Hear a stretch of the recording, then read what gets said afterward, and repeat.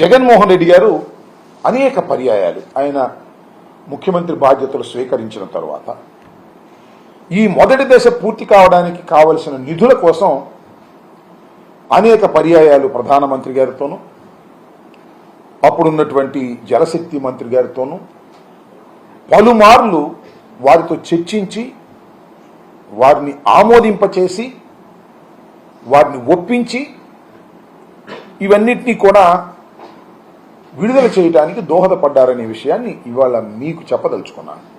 చంద్రబాబు నాయుడు గారు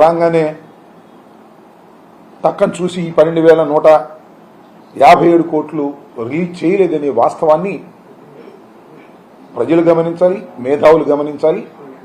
సరే, చంద్రబాబు నాయుడు గారు గమనించినట్టుగా ఉంటారు కాబట్టి వారికి నేనేం ప్రత్యేకంగా చెప్పాల్సిన అవసరం లేదు. ఈ సందర్భాన్ని పురస్కరించుకుని ఆయన సుదీర్ఘమైనటువంటి ఉపన్యాసాన్ని మీడియాలో చెప్పారు కాబట్టి, అనేక అసత్యాలను మా మీద రుద్దేటటువంటి ప్రయత్నం చేశారు కాబట్టి కొన్ని అంశాలను మళ్ళా తిరిగి చెప్పవలసినటువంటి అవసరం, బాధ్యత మా మీద ఉందని భావిస్తా ఉన్నా.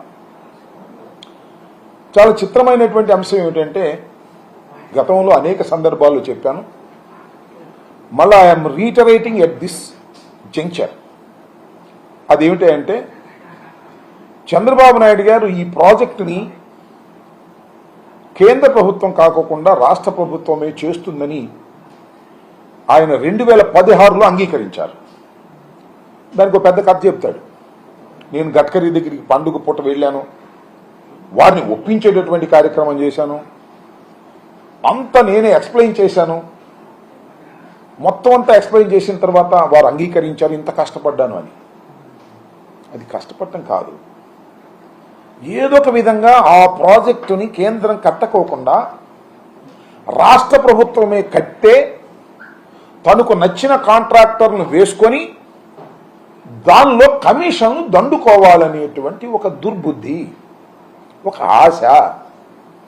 దానికోసం ఇదంతా చేసి దాన్ని వాళ్ళు పదే నేను కష్టపడ్డాను, అసలు పోలవరం నేనే ఆలోచన చేశాను, పోలవరానికి నేనే ముందు ప్రారంభించాను అనేటువంటి పద్ధతులు మాట్లాడుతున్నారు. నాకు చాలా ఆశ్చర్యం వేసింది. అసలు రాజశేఖర రెడ్డి గారు చేసిన పనుల వల్ల పోలవరం వెనకపోయిందన్నాడు ఇందాక. ఏం మాట్లాడుతున్నావు నువ్వు చంద్రబాబు నాయుడు గారు?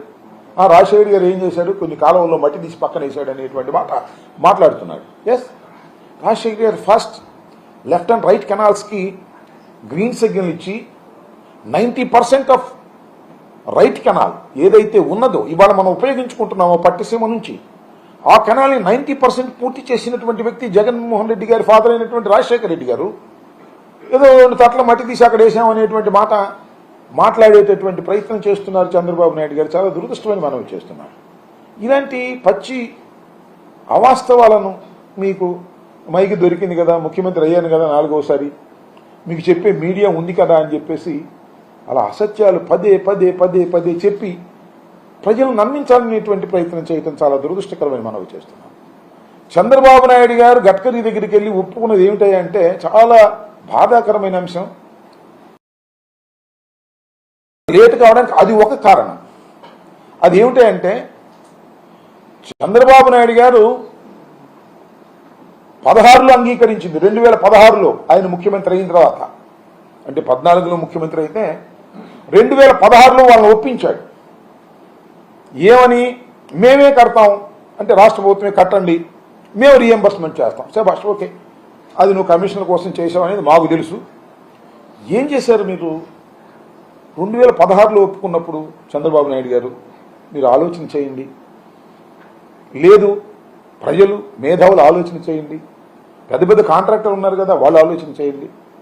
2016లో నువ్వు అంగీకరిస్తూ ఏ రేట్లకు ఒప్పుకున్నావు? 13, 14. విన్నారా మీరు? 13, 14 సంవత్సరాల్లో ఏ రేట్లు అయితే ఉన్నాయో ఆ రేట్లకి మేము పూర్తి చేస్తాము మా రాష్ట్ర ప్రభుత్వం అని నువ్వు 16లో అంగీకరించావు.